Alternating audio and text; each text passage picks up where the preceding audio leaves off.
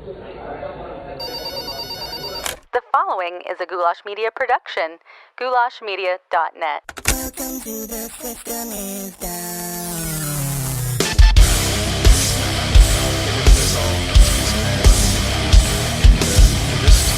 Have a chat. Sounds good, Dan. Thanks for having me on. Absolutely. All right, what's up, Downers? Welcome back to the least comfortable show on the web. It is The System is Down, where we talk about all the uncomfortable topics like conspiracies, politics, and religion. If you're new here, go find the person who invited you. Give him a big hashtag #MeToo kiss on the mouth from me and from you. From me because I appreciate you being here, and from you because you're going to enjoy it. You're going to enjoy it because today we're talking to Spencer Folmar. Again, he's been on the show back in the day, talking about his hard faith films, as he calls them, where he puts F-bombs into Christian movies. We're going to get into that in just a moment. There's obviously a lot more to it, but before we do, I got to remind you guys about our sponsors. First one being Brave Botanicals. Spencer, have you heard about Brave Botanicals? Oh, I haven't. Can you please tell me more about them?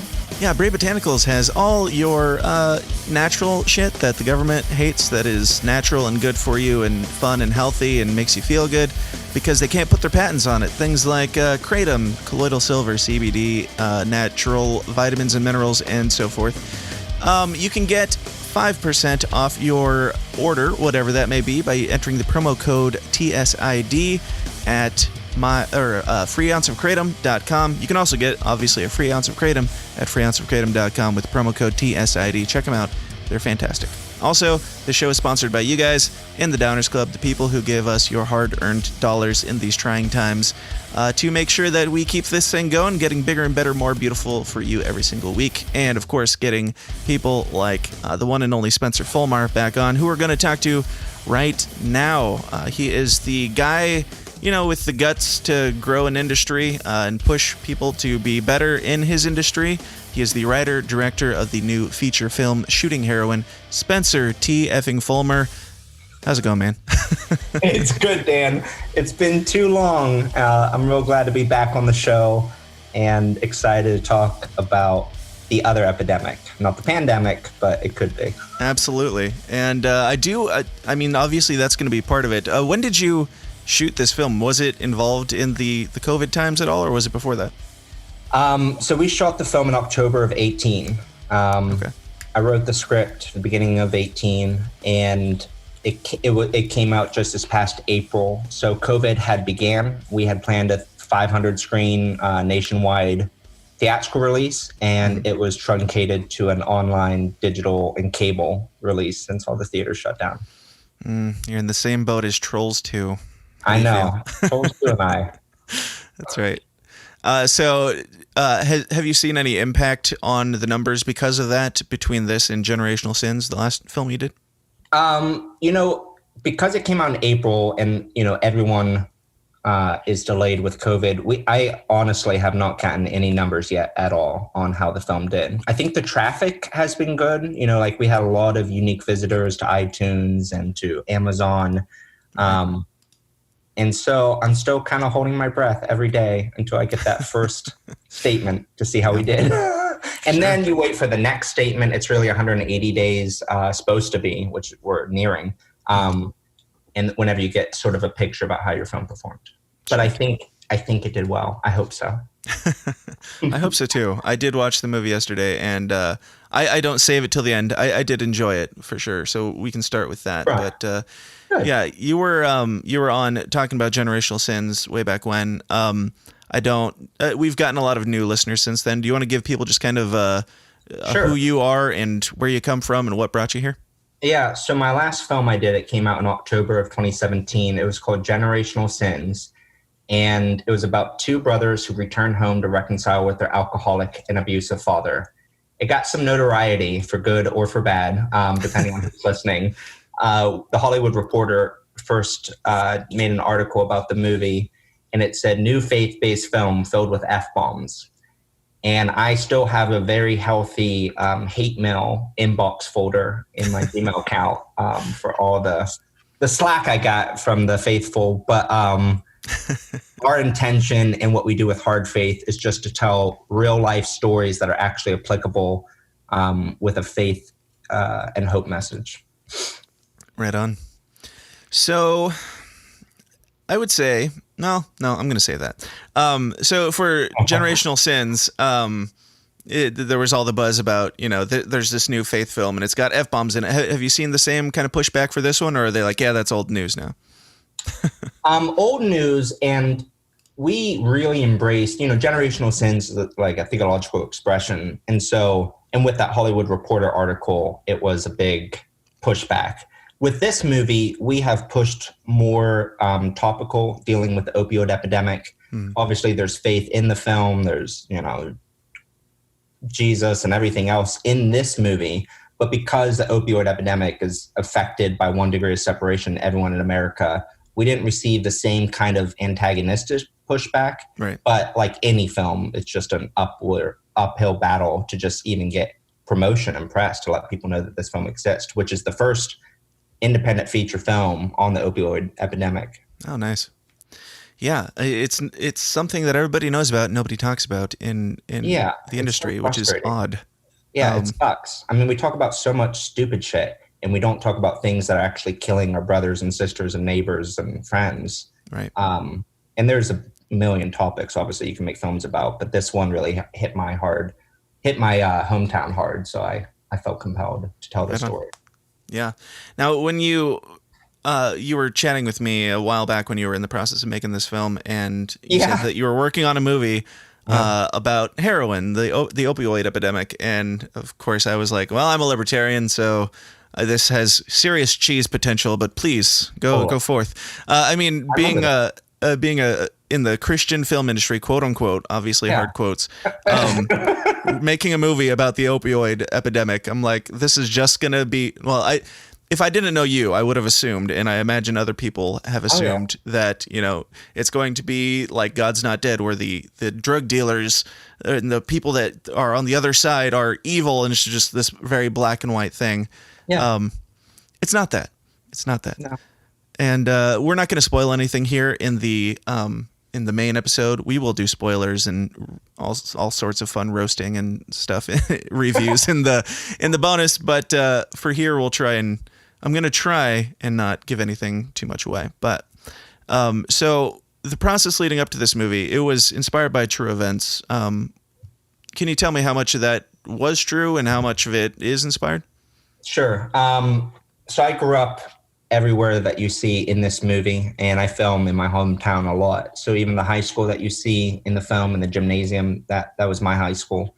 The inspiration came from our 10-year reunion. I was trying to help put together our 10-year reunion from high school, and connecting with people, obviously, that are living all over the country and over the world now, and finding out that 3-4 of our classmates are no longer here due to overdoses, due to suicide, due to all types of unfortunate situations, and not just in my class, but classes around me. And it's a really small town. It's rural, heartland, central Pennsylvania. The only thing kids were really dying from when I was in school was, drunk driving accidents, things that are more common. But now this opioid epidemic in particular has so devastated these areas that people don't even talk about it because it happens so much. But whenever you do talk about it, everyone has a story of losing someone. And so I'd say about a third of the film is inspired by true events, and then 2/3 is fictionalized for the dramatic intention of trying to share this story that no one wants to talk about. So are the characters themselves based off of anybody in real life, or is it more so just inspired by this crazy epidemic that is occurring? Some of the things that happen to real life people are put into the film with their permission, but no one is it's all fictionalized characters. Gotcha. Well, cool. So how has it kind of impacted your life? Is it a personal thing that's happened to you, or is it, something that you've seen, or, what pushed you to the point of really wanting to get this message out there? Yeah. The whole filmmaking process, it's kind of crazy. I still don't even know how I was the one to come to make this film, but here I am. I was actually in the process of making The Beast in Me, which is a film that you and I have talked about before. I love that film. Can't wait to make that film. And I had partial funding, was making casting decisions, had location scouted in Las Vegas where that film takes place about sex trafficking on the Las Vegas Boulevard. And I visited back home, attended a funeral of a friend and then another friend. And this story I wrote, actually, it just felt like it was burning inside me. And I wrote this script, the first version of it, in one night. I which I've never done before, and I don't recommend it to anyone, but I went to a hookah bar, of all places, in Hollywood at 7 p.m., and then I left at 9 a.m., and I wrote the first draft and never stopped. It's been a really, really, really heavy journey. I mean, it's taken a lot of the research and development. I interviewed a lot of friends and family members who had lost loved ones, and police officers and substance abuse counselors and NA meetings and AA meetings and police officers, so many. And that research and development was really heavy in developing the script and fact checking and researching and trying to tell people's story that I hadn't personally experienced, but I wanted to do due diligence and share their story. It was super heavy, but it resulted in kind of the thesis of the film in that opening quote from not Socrates, who is it? One of the Greek philosophers. I can't remember now. Sophocles. He said, "Despair often breeds disease."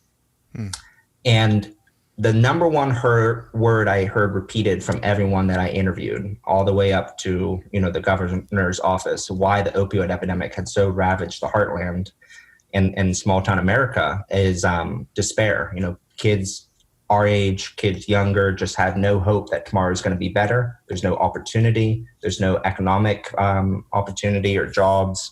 And it's just the Rust Belt. And so I wanted to make a film that hopefully could inspire people that they could make positive changes in their life and in their community, and that process is going to be messy, and there's no solution. There's just long, painful, loving relationships and good neighbors. Yeah. Right on. So but it's the hardest film I ever made.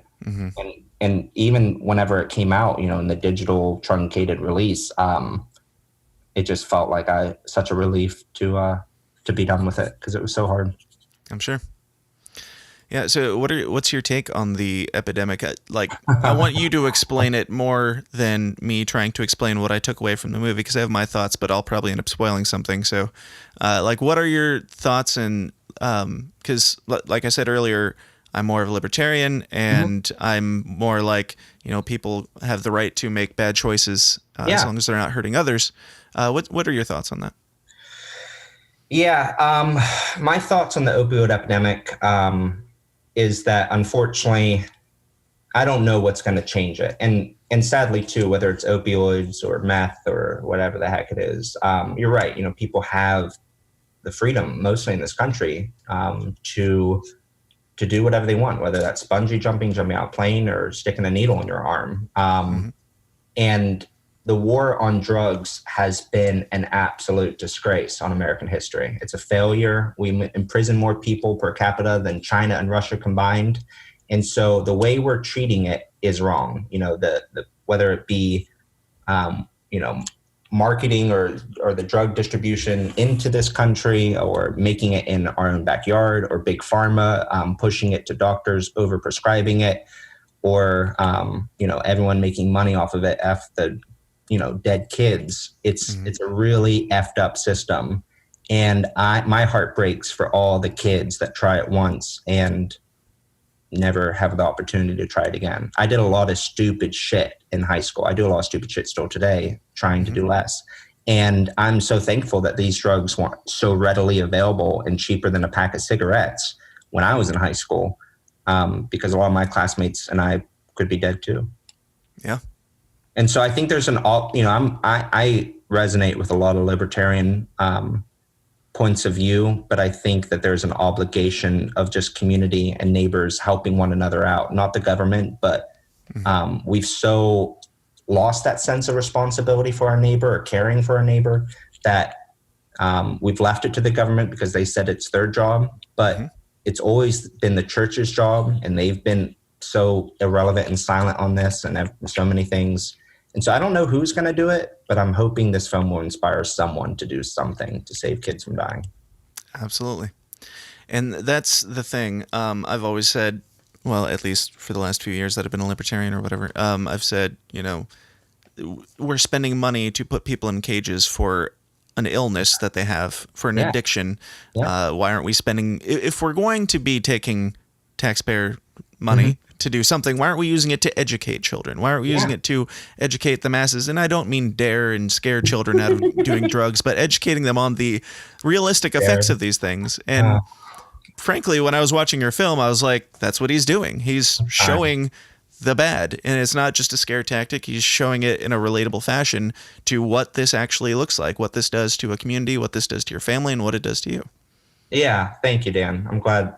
That's what I was hoping to get out of this film. A film that was really impactful for me, that kind of, more impactful than Dare, was Requiem for a Dream, Darren Aronofsky. And obviously that's more scare-tastic, but there's, such an emotional, loving sense too, with the mother story and, the college kids. So that film had a big impact on me, and I wanted this kind of be the new Requiem for a Dream for the next generation. And also for kids to see it. I know it's an R-rated film with 180 profanities, which far exceeds the one F-bomb in Generational Sins. Yeah, it did. It sure did. But I wanted to show the world, I just didn't want to play by any faith-based rules this time. I tried to appease certain people in Gen Sins. In this film, I just said, F it. I'm going to let my actors. And now you censor yourself. I know. I don't know. I can't remember if I can cuss in That's your fine. podcast, but say it all, please. Say it all. I would not have you on if I didn't expect some F-bombs. Wow, that is a relief. So I think I actually did make a note that I was like, there's definitely a lot more profanity in this film, but it still is like, it feels, which actually the amount that it's in this one feels more authentic than the one that was in the last one, because if somebody's going to say that word, they're probably in these very stressful situations, they probably say it a lot. So I didn't think it was overdone, but it felt natural. Yeah. And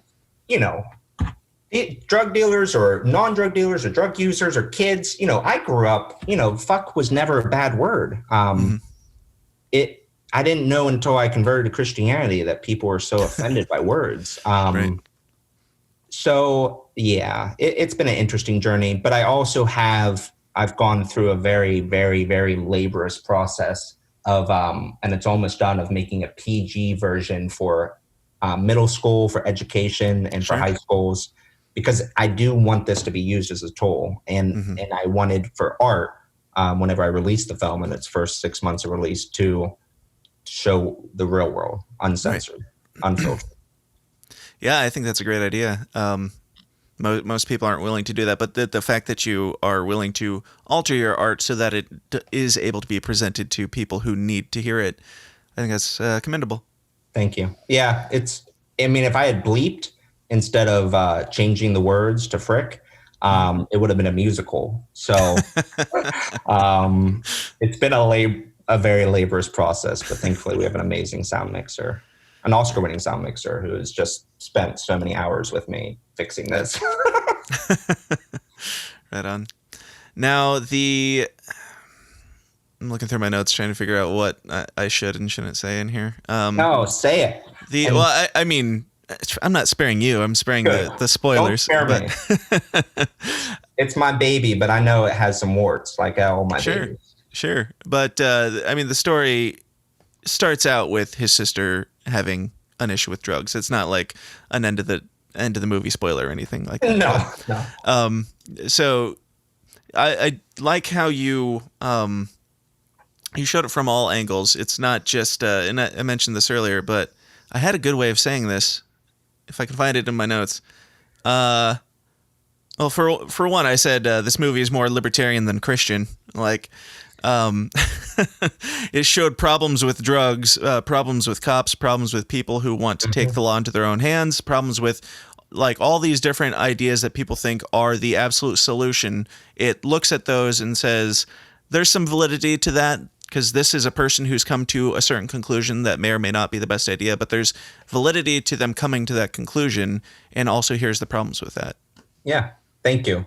And I would replace the word libertarian for just truth. Like Sure. good art glorifies truth, and libertarianism has a lot of truth in it. So obviously, and I do, if you watch half this film or before the, this big spoiler at the end, you could get a very different impression about what I'm trying to say. And even from the trailers, from the marketing, from the promotion, this action, shoot 'em up, revenge thriller, that was all just to make people watch a movie that they don't want, about a topic they don't want to deal with. So using the Hollywood, with stars that you haven't seen in probably a while, and everything else, and new stars, and the whole movie experience to share a really important truth. It is a vehicle for truth. And it can be, and it doesn't always have to be, but that's my call in life. Sure. And yeah, there's not one solution. Everyone wants a clean cut solution, whether it's a politician running, on a party platform. Everyone wants a solution, but like most things, like us even changing, it is just a long, arduous, slow process. And I'm thankful that there's people in my life that love me through all of it. And I want people to do something for all the addicts dying, to love them, even when it's messy, when you don't know what to do, because that's what life and relationships is. Relationships are messy because people are messy, and I'm messy. And if you do nothing, then you're just bitching about it. You're just bitching about an issue. We all have issues that are really close and near and dear to our heart. This wasn't one of them for me until I, lost classmates and family. But if I just bitch about it and not do anything, then what's the point? Is that the Spencer Folmar version of Faith Without Works is Dead? Yeah, it is. And there's I'm also just bitching, not doing shit, then what's the fucking point? I know. It'd be really fun to make a modern hard faith translation of the Bible. That'd be awesome. Yeah, I'll be like, what the fuck are you guys doing? Damn it, Corinthians. I have to write another be more letter. accurate too. Yeah, a second letter to the Corinthians. Come on, people. Yep. Oh my. Tell me people back then weren't pissed off enough to make up their own profanity. Come on. They were. The Apostle Paul says shit in the New Testament. So, of course they were cussing. Yep. Because that is just seasoning for language. And we like seasoning. All right. So, I gotta ask, I don't think this is a spoiler. So what was we'll start with, what was the casting process for this? Like, how did you choose these roles? How did you choose? Gosh. That was the hardest thing about pre-pro. Oh my word. So, Generational Sins, fantastic actors. Daniel McPherson's very well known in Europe and Australia, where he's from. Not terribly well known yet in the States. Fantastic actor, Dax Spanagle, Bill Farmer, blah, blah, blah. For this film, because again, I knew I was already making a film about a topic no one wants to talk about or see. I knew I needed to get some actors that people's, like in the trailer, hopefully someone was familiar with their faces. Sure. And so it is the largest ensemble cast I hope I ever put together. Because it was just a miracle. And what was difficult is getting our Adam, our lead role. I had a casting director, I had a manager, and myself. So we each casted a third of the film, not setting up to do that, just how it fell together. And, we went through so many actors. I don't know. I talked to I probably saw, I don't know, at least 3,000 auditions for various roles. And it was insane. And thank God we found Alan. And Alan came from my own entertainment attorney, actually. He also represents Alan for his entertainment legal. And my lawyer and I are good friends. And he's like, hey, do you know Alan from ABC's Quantico? I represent him. Do you think he'd be good for this role? And I was like, wow, yes, it'd be great. and it just clicked. I sent it to Alan. He read the script that night. We talked in the morning. And then he was, we signed contracts, by the end of the week. And once I had Alan in place, everyone else fell into place because they respected him and knew that he would be a good protagonist to deliver on the film. And that's the most crucial casting. Yeah, absolutely. I would say he did a phenomenal job, except, Alan, if you're listening, work on that drunk Adam just a little bit. Oh my gosh, that night, that bloody night. That was a night. Oh, Alan. Yeah. He has so many different versions of his drunk self. It's a But yeah, little bit much. As to my count, he only had 2 or 3 drinks, but he was gone. He was gone, man. he was gone. He was definitely pre-gaming that night. We just didn't Yep, get to show clearly. that footage. We'll chalk it up to that. Yeah. We got roofied at the redneck bar before. Yep. I don't know. So, any other? I mean, outside of a global pandemic, were there any other hurdles in putting this thing together? Every single damn step was a hurdle. I mean, nothing was easy in this film. Sure. Besides, it was fun writing the script in one night, but post-production was everything. You're like, this movie's going to be a breeze. I wrote it in one night. No problem. Yeah, I was like, oh, good. Like, this is just going to fall into place. No, Right. Everything was a hurdle. We shot the film in 12 days. That's insane. Never do that. I know people can do it. Don't do it. It's horrific. We had 3 company moves on the end of the first week, which means you move like all your trailers and tractor trailers and people and everything and have to reset up for hours. We did it 3 times in one day, and it was the day that we burned down the house. And that was the longest day of my life. It was late October, so it was snowing and raining, and we had 500 extras with all the firefighters. It was a big. I have nightmares still about that night, but it came together, and we got great cast. Everyone showed up. Everyone made it to redneck nowhere, middle of Pennsylvania, my home, but the closest major airport's 2.5, 3 hours away. So that was a whole thing. Driving out to Pittsburgh and back. One actor went to the wrong airport in Philly, which is 5.5 hours on the day that he was filming. It was a real, these memories will stay with us forever. Yeah. We came together. And again, my hometown was like, Mama Bear helping us out. Sure. So were all the local locations and stuff like that, were those all from your hometown? They sure Everything are. was? Yeah, the only thing that isn't locally personally connected with me, but still kind of is because it's right adjacent to Barrett's house, the love interest in Generational Sins. But the house that we burned down, we built. It was just a facade. Sure. And it did go up pretty quick. It went up real quick, and the firefighters were great at torching that sucker. But we had a real house that we had taken off all the, poisonous, whatever, shingles, asbestos shingles, all that crap. We had prepped a house to burn that we were prepping for 3 months. And 3 days before shooting, the lady that owned the house, an elderly woman, her grandson didn't want her to burn it down in the last minute. It's already stripped at that point, right? Yes, and it's abandoned for 100 years. It's condemned, and so I was going to take it down for her in the production of the film and forever memorialize it. But so then we had to build a house and age it and everything else with our incredible, set deck team in 3 days. Interesting. In 12 days for a whole shoot is insane. Generational Sins was 23 days. In some films you can do 12 days, like a simple drama or 2 actors. But not this film.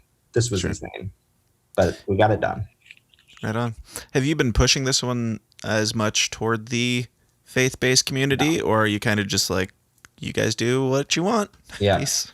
Peace. Yeah, because it was just it just felt so fruitless. All my engagements with the traditional faith-based gatekeepers, no matter what I said or did or wrote, they're very set in their ways. And there's many websites dedicated to how, a Christian can't cuss, or especially write a script with cussing in it and talk about Jesus in the same 90 minutes. And it's just so petty and so ignorant that it wasn't worth dealing with these people anymore. And so even when I wrote the script, I was like, fuck this. I'm just going to write how people actually are, not how people want them to be.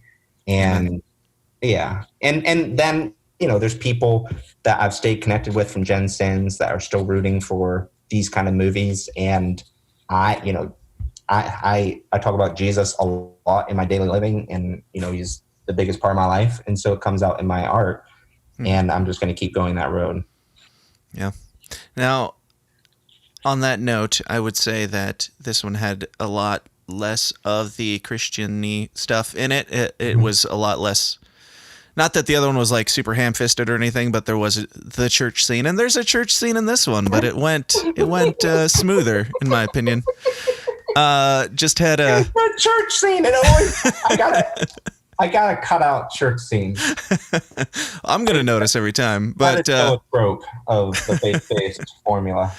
But the church scene in this one was just with a mysterious black man who he just met going up and creeping out the priest. And I'll save most of my roasting for the bonus, but that was the only church scene which I appreciated. Yeah, and pretty much all the congregants, even the faithful Hazel, saying like, "Hey, you're not talking about this. You're not doing anything. Like, what's your place in this? What does the pastor have to say?" And the pastor's speechless. Yeah. And he comes around. He has his own story arc, but yeah, I wish someone would do that in those churches. Yeah, absolutely. Asking the hard questions to the church is really what this show started out being and has been. So I'm all for it. Yeah. So what's been? You don't know your numbers yet, but you've gotten some reception and stuff. Are people like pissed off? Are they like, or I guess you're not pushing it as much to the Christian market, so people are just like, this is an R-rated movie. There's going to be some cussing. Yeah, and I would say overall, I've been real pleased with the reception of the film, whether it be with interviews or Newsweek or whoever it is. It's been a positive reception. Something I was pleasantly surprised at that I wasn't expecting, just because it's hard to get and most critics hated Gen Sins, is that this film critically was pretty positively reviewed. I don't think our tomatoes fresh by any means, but we got two top critics. The number one critic at Variety, he liked the film and he gave it a good review. And I was like, thank you, Jesus. I mean, that is so nice at the end of this very hard journey. And then one of the critics at the LA Times gave it a positive review. And that just meant a lot, because ultimately, I think the message will never be heard if the art isn't good. And so I need to make art that is excellent, and top critics that watch thousands, millions of movies for the whole career, if they say this is a good film and you should watch it. I wasn't expecting that in this movie, but I'm really, really thankful. So that was awesome. Absolutely. What is it like to live your life wondering what the critics will like and trying to appease them? Terrible. I try not to do it. I try not to, Gen Sins was tough because it was my first really public film where I had so much hate mail, and then critics, just absolutely tearing me apart, making fun of every single second of that film. And, it's just like any other emotional experience. The first time really floors you. And then each time you go through it, you're just like, okay, this is just them. I can learn from what they're saying. I learned a lot from what the critics said of Gen Sins, just artistically, that I tried to apply to this film. I remember that the Hollywood Reporter said, like, this guy is a wannabe Zack Snyder because he uses slow-mo every 5 seconds. Because that's an exclusively Zack Snyder move right there. I guess, right? And I was thinking, I did use a lot of slow-mo, but not an insane amount. But that's not really an insult anyway. He's a very professional, successful filmmaker. Yeah, right. And so you get stupid shit like that, and you just got to filter it. And I was and I watched, Gen Sins again after reading and ingesting all the critic responses, and I knew there was a lot I can improve on. There's a lot I can improve on in Heroin. There'll be a lot I can improve on in all my films. But I try not to just make it for the critics. Ultimately, I'm trying to make a story that is authentic and real as what I believe and feel is possible. Mm-hmm. And believing that will resonate with other people. Awesome. So the name, The name Shooting Heroin. Yeah. You know what the first title was? What? Fuck Heroin with a V instead of a U. That was the working title on all the drafts. I like it. What were you going to say about the title? We got to Shooting Heroin. Well, tell me about that. That's a much more interesting answer than the one to the question I was going to ask. That may have been the most controversial thing about the whole thing is people, actors, crew, not critics, none of the critics said this, but almost everyone said, especially in pre-pro and production, like, is that your working title or is this a real title? I was like, no, it's a real title. And it was just, again, like this film is to wake up the sleeping masses to the fact that the opioid epidemic is killing so many people. And so if they see nothing else but the poster or read the title, at least they are still remembering that this dragon is devouring our youth. And it's a multiple meaning, obviously, shooting people that, deal heroin, shooting heroin up in your arm. We were shooting heroin, as in the production of the film, principal photography. And you guys were doing drugs the entire time, so. Exactly. So win-win-win. Win-win-win. I like it. It's meta. It's so meta. It was too clever to let go. I actually, I was talking to a screenwriter friend of mine that was reviewing that first draft and was reading it for me. And he was like, so when do you leave for production? I was like, well, I'm shooting heroin. I got to leave in like 3 months. And then I was like, oh, fuck, that's got to stick. Right. Yeah. And I knew that it could never get fuck heroin on a marquee. So. Right. There's the marquee issue. And there's no more marquees now, though. Yeah. Well, that's true. If you want to get it promoted on whatever, Amazon HBO. Or anything like that. So, well, I guess they do have some shit on Netflix that. Yeah. Anyway.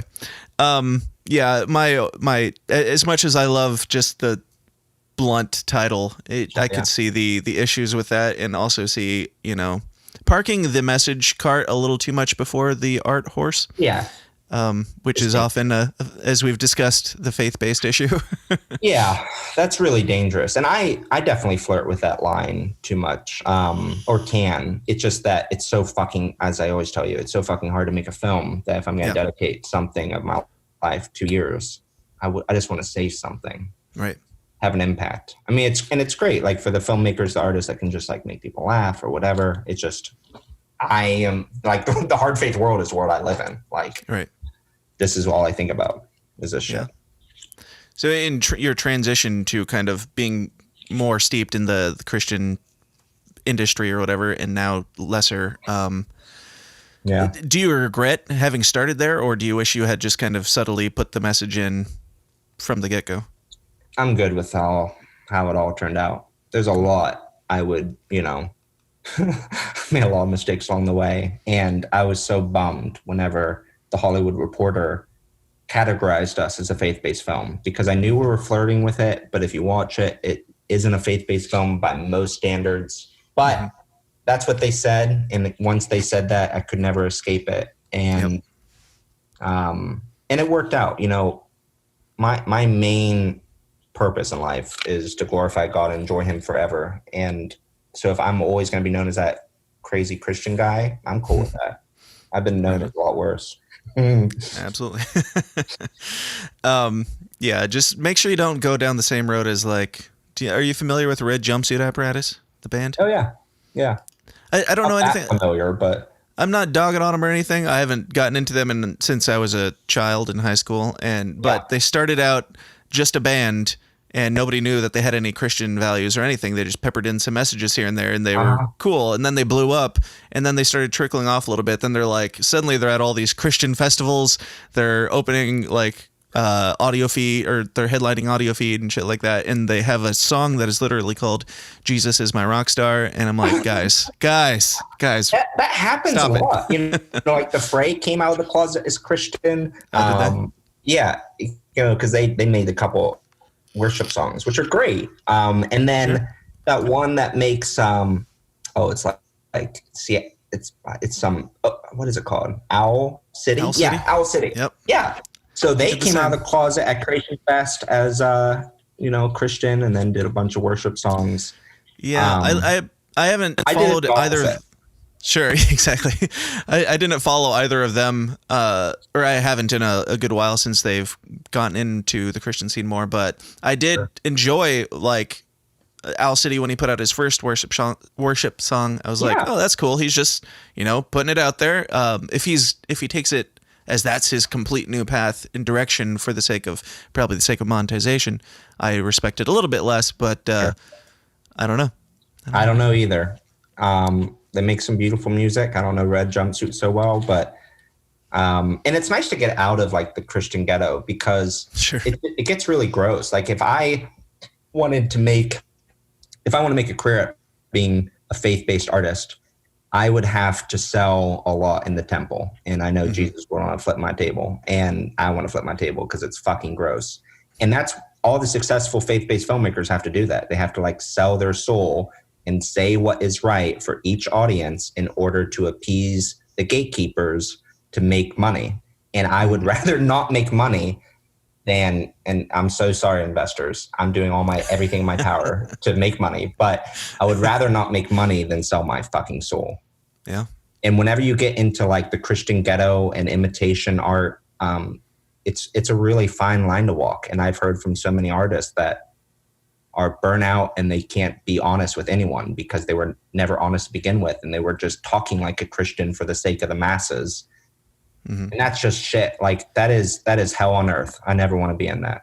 And then they go out and, try to have their wife murdered, hypothetically. Exactly. Or everything else, because they're people like the rest of us. And we put people on pedestals instead of Jesus. And we're amazed whenever they're people. Anyway, that's my tangent. It's all good. This show is only tangent. Oh my gosh. It's a gross world. But before we leave music scene, I got to say, since we last spoke and John Rubin said this will be the last album that I'll ever make, he has made another album. Thank you, Jesus Christ. He is my all-time favorite music artist. I am now indoctrinating my young nephews with his music and every single album now they've listened to. And he is the best. And his lyrics, even like 20 years ago, are still so fucking relevant today. Yes.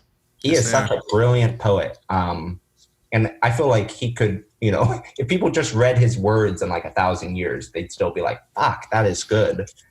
Yes. And probably will be like a Van Gogh where most of his fame will be post-life, but I fucking love him. As much as I want to indulge you on this tangent, indulge me. I do.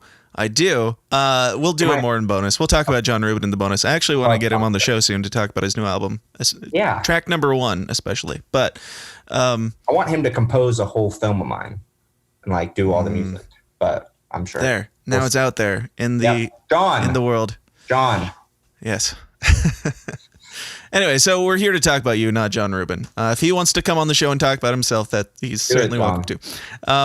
So I actually heard about this movie. I think you had mentioned it to me way back in the early days, but I totally forgot about it until it came out in this ThinkSpot newsletter, which I think I think I hit you up immediately after I saw that. I was like, shit, I forgot about Spencer. Yeah, fucking A. I love ThinkSpot. That makes so much sense that you're there. And I'm really not. I just get their newsletters. I don't use it for anything. Well, it's a really interesting community. And they've been so responsive to me, helping me. I have a great audience there, and they're really thoughtful and honest discussions. I mean, so right now, it's like my new favorite social media. Especially now. It landed you this gig right here. Heck yeah. Thank you, ThinkSpot. Yeah. I'd been following you for a while, and then I just kind of fell off and forgot that you were doing shit. So I was excited to see you. Still doing shit. Trying. For sure. So another thing I noticed in this film, you have now Veritas Arts, Hard Faith, and Spence TF. What are these things, and are they all Spencer, and why are they Spencer? You caught me, Dan.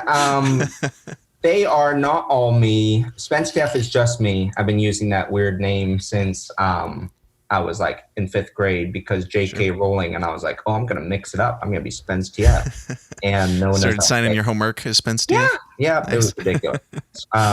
So I use Spence TF in so many different fashions. It's like my investment company. I use it for real estate and all kinds of bullshit. And then my original productions that don't fit into anything. Hard Faith comes from Generational Sins, and it is this third new generation or new genre to express not faith-based films, but not, but we're going to talk about Jesus in a real world. So Hard Faith. And then Veritas has been my distribution company because I hate distribution and how all filmmakers get fucked. And so I'm trying to create a new distribution network, which includes theater ownership. We own 4 theaters and building a drive-in theater in Orlando. And what a great time to go into the theater business. Am I right? Yeah. What a fucking blessing COVID has been to the theater industry. But so Veritas is a umbrella corporation, also a 501c3 that is the preservation of the arts. It's going to become it's an educational nonprofit, 501c3. Did I say that right? Yeah. Sure. I don't know. And it's an educational nonprofit. And so these theaters are preservation, historic buildings that we're trying to save because we always believed in the theatrical exhibition. And, and then, Spence TF is money and Hard Faith is faith exclusively. Nice. Very cool. And there's different people that work for all the different corporations.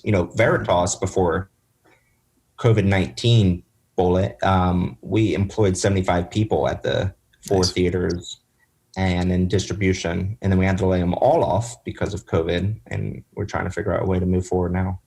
Yeah. That's fun. That sounds like a whole episode on its own. Yeah, it's been a trying 6 months. I can imagine. Yeah. Yeah, I'm self-employed and it's rough and it's just me. Whatever. Yeah. I can figure out how to feed my family, but when you're responsible for that many people, that must be shitty. It's been the most difficult time in my life business-wise. So yeah, it's been a real shit show. Seems like a good note to end on. Thanks for having me, Dan. And if you really want to feel uplifted, watch a movie Shooting Heroin. It's a real knee slapper. Grief. I will say for the general public that I certainly enjoyed the film. I would rate it above what Rotten Tomatoes has it at personally, but I also disagree with them most of the time. So yeah, it has its warts, and we'll talk about those in the bonus, but great film, and I certainly recommend people go and check it out. Where can people find this film and your previous films and everything you got going on? Thank you, Dan. Our films are available. You can go to either hardfaith.com or veritasarts.com or .org. And it's available on all digital and cable platforms, Amazon, iTunes, Google, and then cable, whether that be Spectrum or Verizon or Comcast. So I hope, and then the DVD release will be coming out in October for Shooting Heroin. Awesome. Go to heroinfilm.com. Very cool. Is it available on the Pirate Bay yet, or is that later? What, the Pirate Bay is that piracy? What is that? That's That's what's the word? Torrent sites. Oh, sure. No, it is. It is available on torrent sites. The first day any film comes out is available on torrent sites. So yeah, get it anywhere. Share. I mean, honestly, that's the sign that people give a shit enough to actually put it out there. If people put my stuff out on BitTorrent sites, I'm like, sweet. You weren't going to buy it anyway, and now you're just putting it out for more people. That's fine. Yep. That's what my sister said. She said, "Oh, like it's on piracy sites." I was like, "Yeah, right." I'm good with that. Right. I like it. Well, Spencer, it's been a pleasure, and we're going to keep this going into the bonus, but thank you so much for being here, and you are always welcome, my friend. Thanks for having me, Dan. Appreciate it. Hey guys, thanks for sticking around to the end. I hope you enjoyed my conversation with the one and only Spencer Folmar as much as I did and always do. I've had him on a couple other times. I think once was before seeing his movie, then once after seeing his movie. I'm trying to pull it up right now, so you can go. I can tell you where to go find the other episodes if you want to check those out. So yeah, we talked about his last movie, and we also have bonus somewhere floating around out there where we talked about Kirk Cameron Saving Christmas and just poking fun at other Christian bad films. Those aren't his words that I will say, but I will say, and every critic anywhere who has ever watched the film will say it's a bad film. Anyway, yeah, I hope you guys enjoyed that. Spencer's an awesome guy. I love his work, love what he's doing, love the points that he's making. And I love that he's getting into this that is still a very real and raw and relevant topic, but it's not just, are you saved or are you not saved?